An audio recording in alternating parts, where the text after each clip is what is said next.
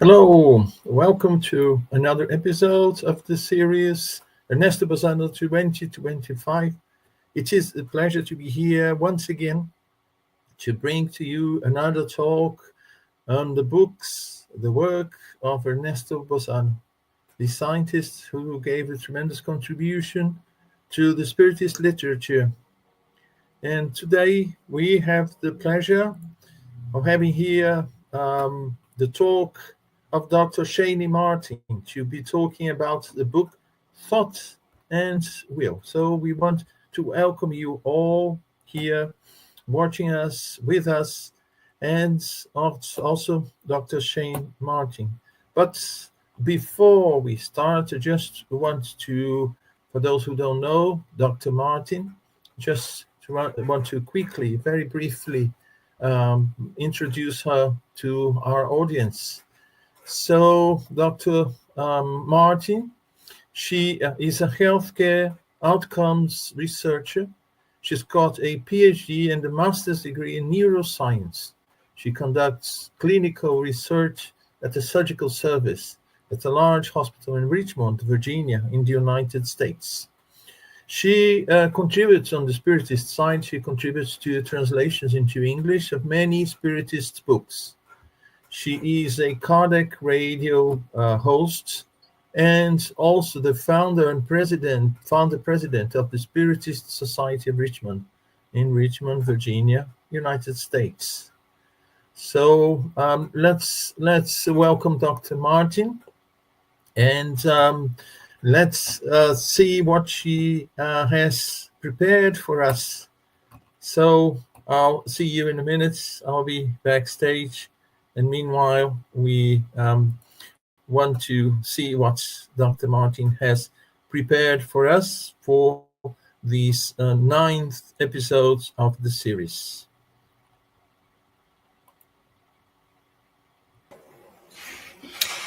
Hello, dear Cardiac Radio listeners, viewers. Hello, Dr. Munir. What a blessing and a pleasure to be here with you today. And today, I have to thank all of those who put together this beautiful presentation and study of all of the works of Ernesto Bozzano. I want to thank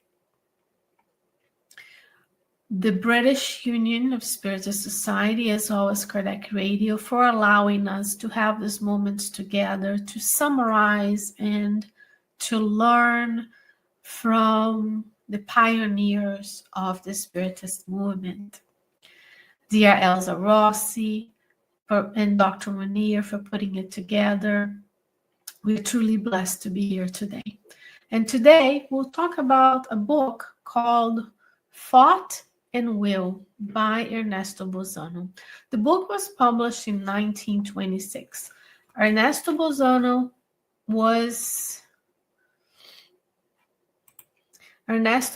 just make sure that mic is okay.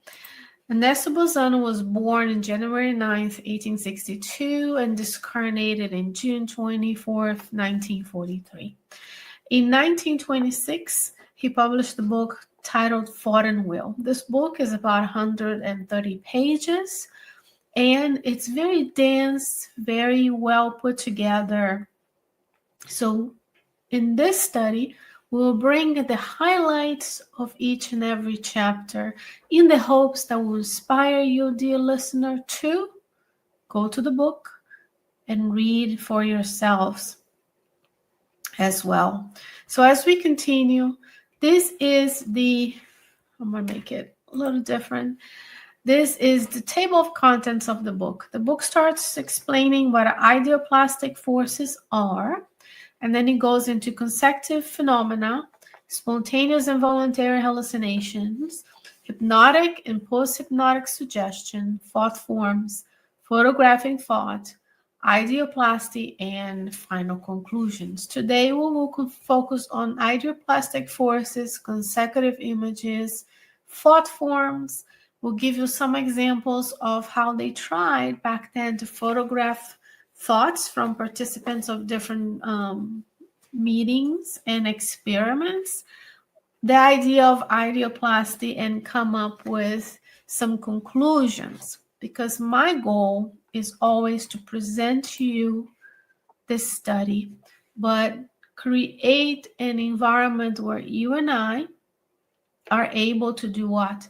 To internalize the teachings and find ways of applying those teachings to our daily lives. We can just be here all the time talking, explaining and reading, but the Spirit Mentors always brings to us ideas and inspirations so that you and I can do what?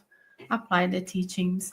As we start talking about ideoplastic forces, this is the chapter where Ernesto Bozzano will bring you and I the idea, the psychological phenomena, that thought and will are creative, organizing forces.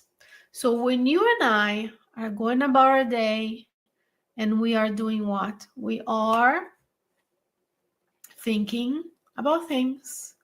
We have thoughts of our own. We're inspired by discarded spirits. Our thoughts can create and organize the environment around us. The thought plus your will, your desire, the intensity of that thought allows the spirit, because thoughts come from the spirit's mind, to act upon elements, as we're going to see later, in and around where we live, to mold these elements into ideas, into true, real creations in our daily lives. So thoughts, your thoughts, my thoughts, and our will create and organize what's around us. The implication being is, what are you today thinking and creating in your lives, right? So we go about our days, we are more mindful, and we know every time I think, I create. Am I creating good things, or I'm creating things that are of a negative for myself and for those around me? In this chapter, he talks about how thoughts and your will organize things around you. Therefore, psychological phenomena can become physiological or material phenomena. So what we think, what we feel, our emotions can ultimately, through our own creative organizing force of our thoughts, transform into symptoms in our physiology, how you feel, sometimes somatization of your thoughts into illnesses, and even material phenomena around you. And that's when they were trying to materialize thought. The participants were thinking they were trying to capture it with film back then, a physical plate of film where they would go to the dark chamber and review the images. So we have these ideas where every time we have our imagination, the things we're creating and thinking, they can project true living forms of ideas beyond or outside the bodies of those who are incarnates. And he also mentions that both discarnate and incarnate beings can use thought and will to create around them. That explains, dear friends, when sometimes we ask ourselves, how can we have lower zones? How can we have cities? How can we have higher spheres all around, not only Earth, but other planets, right? Other planets of the same level of trials and expiations.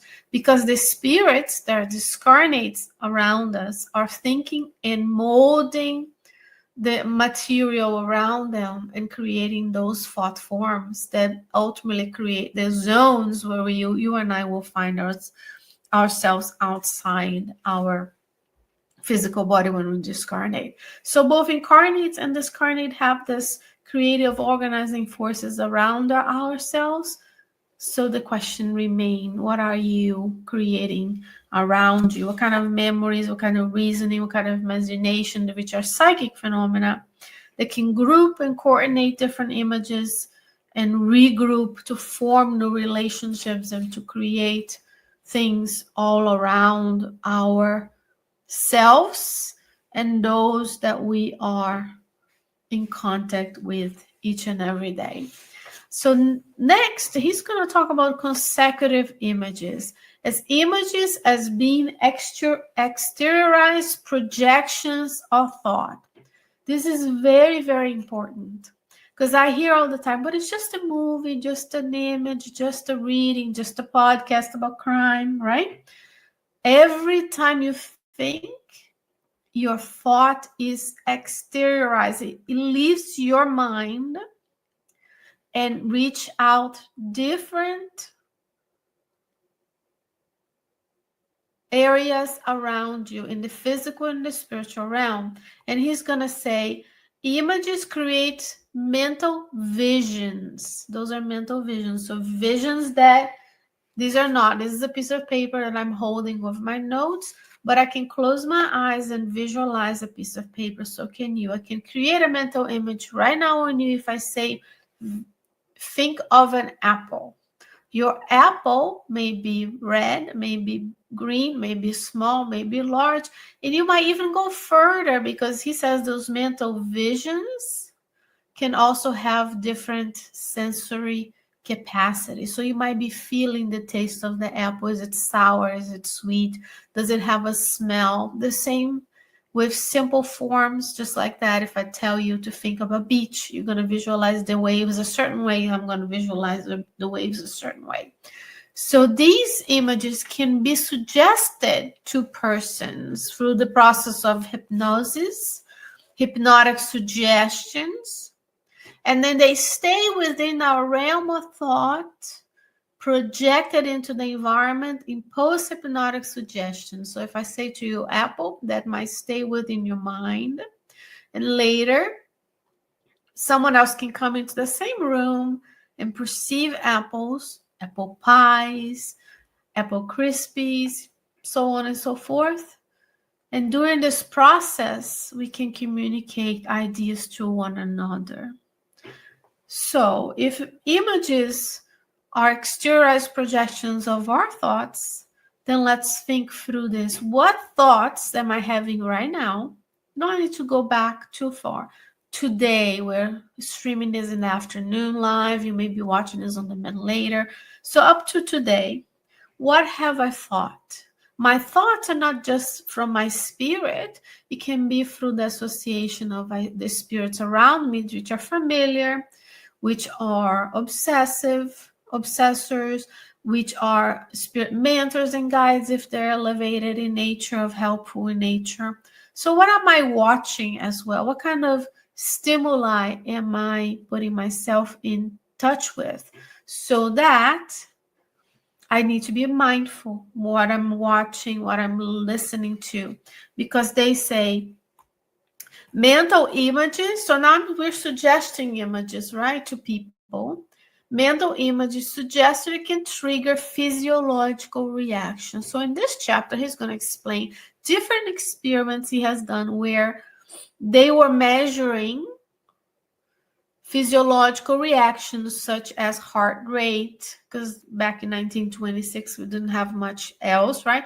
Heart rate, respirations, the breathing effort of someone, constricted or dilated pupils. And if today we were to stick someone into an MRI machine or an fMRI machine or an electroencephalogram probes in their mind, we can detect even more physiological responses triggered by the images that the experimenters suggest to them. So we can trigger on ourselves, for example, physiological reactions of peace and good. So if you listen to a meditation, if you listen to cardiac radio passes, if you listen to a soothing vibrations in music, you can calm yourself, you can help your loved ones to trigger those physiological reactions. And on the other hand, if you're watching and listening to things that are violent, because it's not just a video game, it's just not just a movie, those things have physiological triggers inside of yourself because we're built to react to the environment. So your brain doesn't know that you're imagining a situation of peace or you're experiencing one. The same way that we only think about negative, our bodies react negatively as well. So you and I need to be very mindful on how we create images, right? And this is so much in touch with the teachings of André Luiz on his books. Go back and review how the spirit mentors show to André Luiz, how those things happen, especially if you're talking about a book like Mechanisms of Mediumship, which also has a beautiful chapter on ideoplasty, which we'll talk about later. So these thought forms, they say, Ernesto Bozzano tells us that thoughts have concrete forms. This is very important. Let's think about us on Earth as collective thought machines, right? We have spirits around us, discarnate beings, we have souls, you and I, incarnate beings. We're all thinking, we're creating an environment around us. These thoughts create a mental body that vibrates and exteriorizes a fraction of itself depending on intensity. So we have this low intensity, it may exteriorize a little bit, higher intensity exteriorize a lot. Let's think about something you really, really want for yourself. You're exteriorizing that thought. A lot of the thoughts that we have towards others of revenge and anger are very intense thoughts, and they're exteriorizing. They're becoming true matter and forms around us. So if someone would be able to take a picture of your thoughts, what would that film projection show?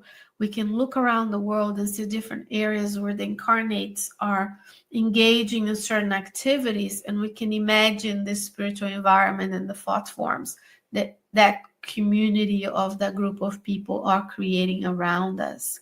And this mental body attracts in the etheric, as he calls etheric, substance analogous to itself. So let's say the plasma around us, the substances in our atmosphere, our periodic table of elements, the periodic table of elements of the spiritual realm that you and I don't have necessarily access to at this point, but one day will. The perispiritual environment, right? Our perispiritual body is assimilating molecules from the environment. We learned there in the Spirit's book.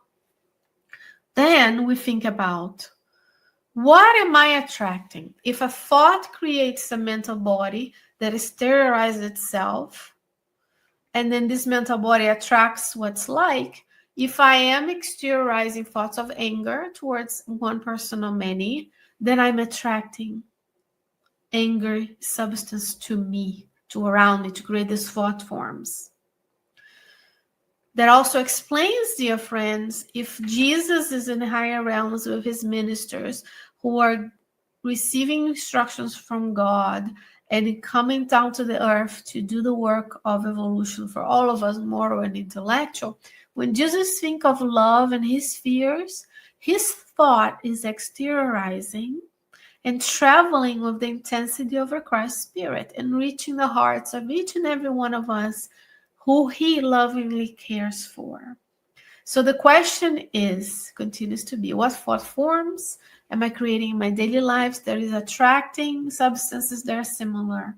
And in the book, Happy Life, Joanna De Angelis says the thoughts of anger, for example, are sour, they're deleterious, and they are acidic to the perispiritual tissue. So I'm pointing to my hand, if you're not watching. My hand has physical matter as well as perispiritual matter. So if I have thoughts of anger that is deleterious to the perispiritual body, that ultimately molds the physical body and could put me in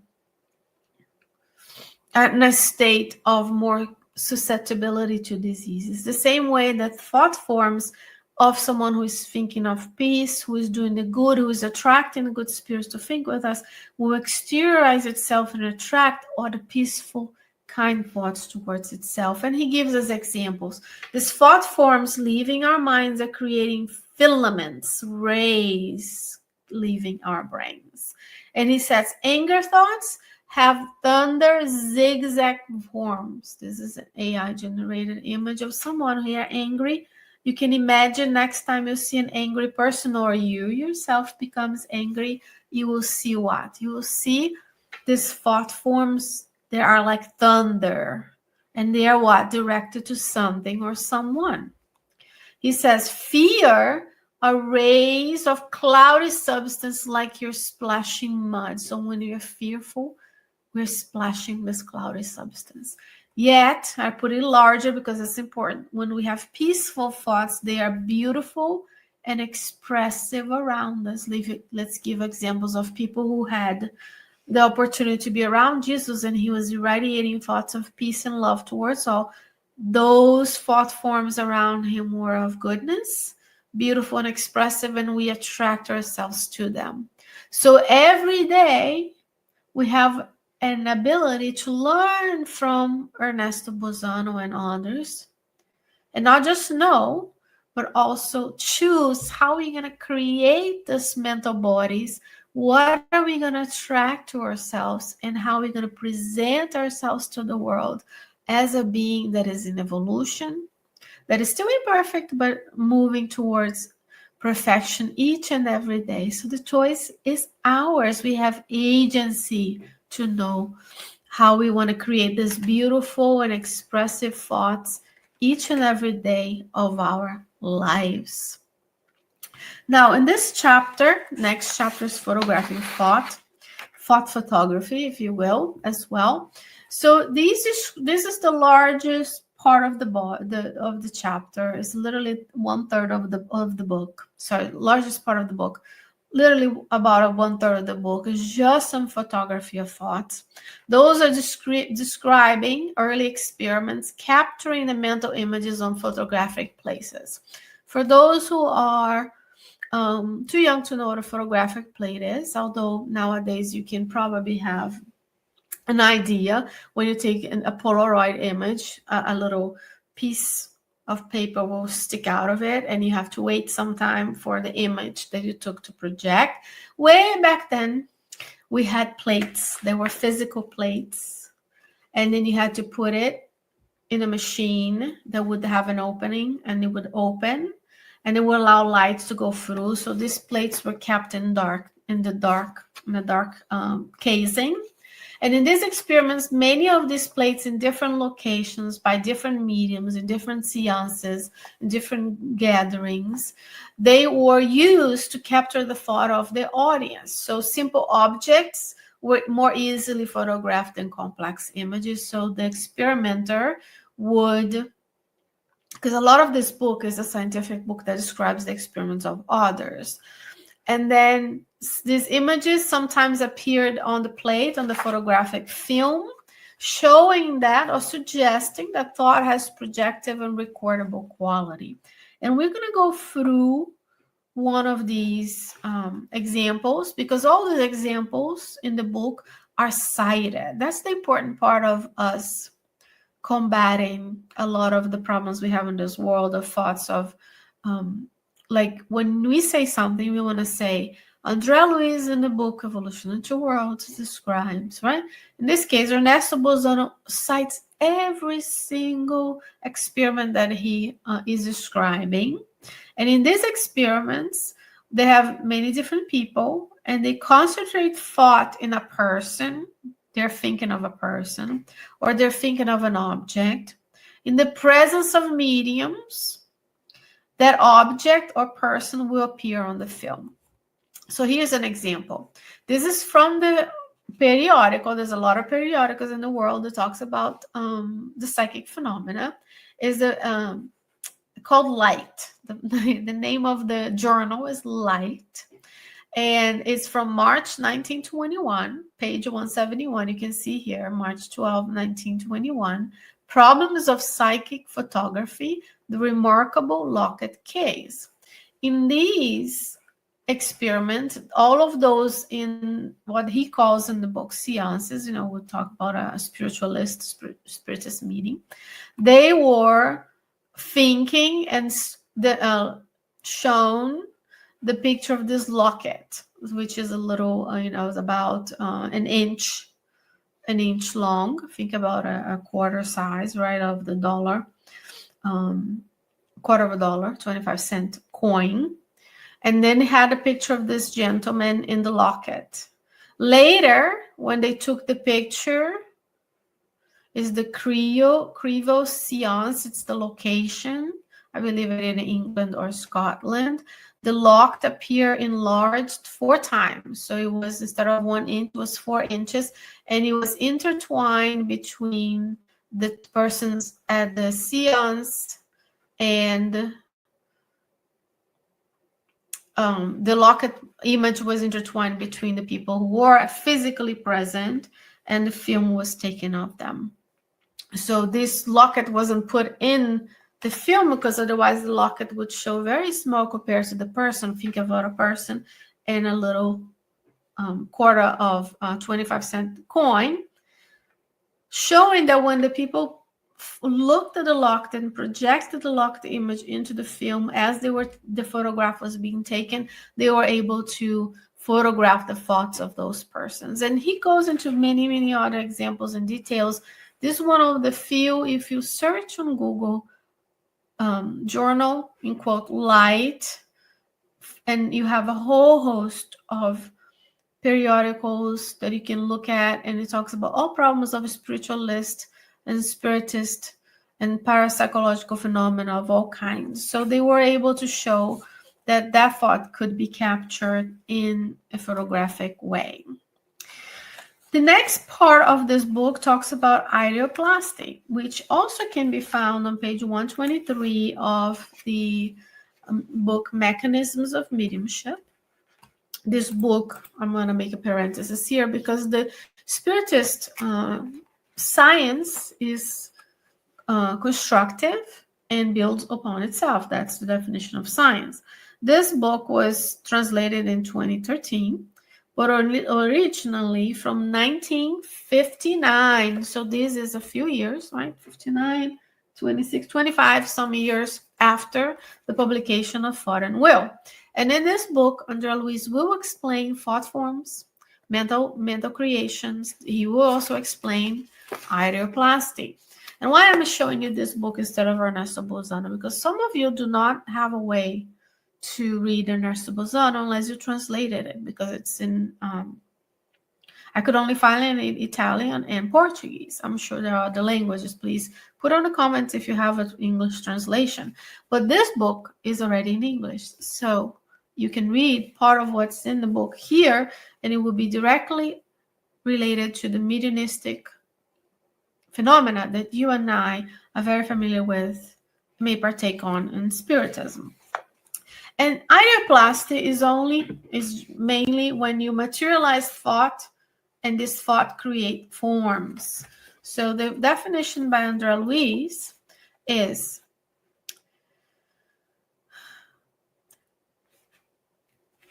ideoplasty is the process through which thought can be materialized, creating forms that are often of lengthy duration, depending on the persistence of the wave in which they are expressed. So the thought and the will, the intensity, the desire of that wave to be expressed. And then in this chapter, he will talk about ectoplasm, and he will describe ectoplasm as defined by Sheyne as this live substance that is alive, or live substance with no form or amorphous, that is sensitive to impression. So our thoughts act on this ectoplasm that we are consistently producing. That's why the photography of thought happened when there were mediums that were there, because you needed the ectoplasm to be donated. You needed a mediumship that is similar to materialization mediumship. And this ectoplasm is act upon our thoughts. So you now envision this amorphous life substance all around you, which is a derivation of what? The universal cosmic fluid, as defined by Kardec. Our thoughts are what we are thinking. What are the things you're thinking? And your will is the direction of the thought, how intense you want that thing to happen. And those living images are plasmed, are created from the ectoplasm by our spirit's mind. So you are incarnate being or a discarnate being, your spirit has a mind, and that mind either acts upon a paraspiritual brain or then the paraspiritual and the physical brain. And both incarnate and discarnate can mold and create forms. So when we think about the immensity and the intensity of the expressions of the thoughts of the incarnates and discarnates around us, we can understand now how can we be here, and we can, if you're mediums, or even if you're not, you're still not a ostensive medium, because we are all mediums to a certain level, how those images can be created, how those regions of peace or suffering can be created around us, because both incarnate and discarnate beings are molding and creating forms at all times, because as a thinking being, you're thinking all the time. So again, it comes back to, in my daily life, what kind of forms am I materializing with my thoughts? If we want a world of trials and expiations to move towards regeneration in a process that we call planetary transition, we have to think about the Earth will be peaceful when all the peaceful, beautiful, and expressive thoughts are present in incarnate and discarnate beings that take place, that exist and live on the earth, or through, by the earth, right? I say on because it's on top, but earth is a sphere. So we're only going to achieve that space where goodness reigns over evil, lack of goodness, is when the collective thoughts of all are of peace. If we continue to be angry, we continue to be fearful, we continue to be confused, we're not mindful, we're just living for the sensual pleasures of the time, which are distractions on our evolutionary path, when we only want to have experiences, travel experiences, then we are just wasting another reincarnation, because as we are creating, we want to create peace, we want to create kindness. And that's what coming together to study this is important, because you and I are creative beings. We are creating together. Spirit mentors are inspiring Kardec Radio and British Union of Spiritual Society to bring these teachings to you and I, so that we can create and be better. So in summary, thought is your creative energy. The creating and organizing. Your will is the directing force. So how do you want this to happen? Because we say, oh, we want this, I'm thinking about this, but we're so weak in our will and our desire for that thing to happen. So if you want to create energy of peace, we have to be willing to fight for peace, to be peaceful, to live in a peaceful world. Thought plus will, that's the algebra of the chapter, shape our personal life, society, and our spiritual destiny. So what we think and what we desire creates the life we live. That explains a lot, friends, that we need to master our thoughts in order to evolve. We need to know ourselves. We need to work with psychologists to understand our emotions, our feelings. We need to work with our friends. We need to work in improving our thoughts, consuming better content, reading better, reading spiritual things, consuming spiritual materials, thinking of the good. And as Emmanuel says in the book Thought and Life, so you can go to Mechanism of Mediumship to know the details. You can go to the book Thought and Life, and Emmanuel will say in chapter 10, Understanding. Feel the good, mold the good, visualize, and seek the good with all the resources at hand. So only when we understand that everything that we do creates either good or lack of good, we will understand and have the ability to move forward and to grow. Dear friends, again, I thank dear Elsa Rossi, Dr. Munir, for the opportunity of bringing to you this wonderful book by Ernesto Bozzano. I hope this summary of the book can inspire you to go and search and hear more and listen to the other speakers of each and every book, especially the ones by Charles Kemp with the biography of these beautiful workers of Spiritism. Their work allows us today to be here and freely talk about Spiritism and to learn each and every day more. Please leave your comments, leave your questions, and we hope that you enjoyed this session. And until next time, I wish you many, many blessings. Thank you, friends.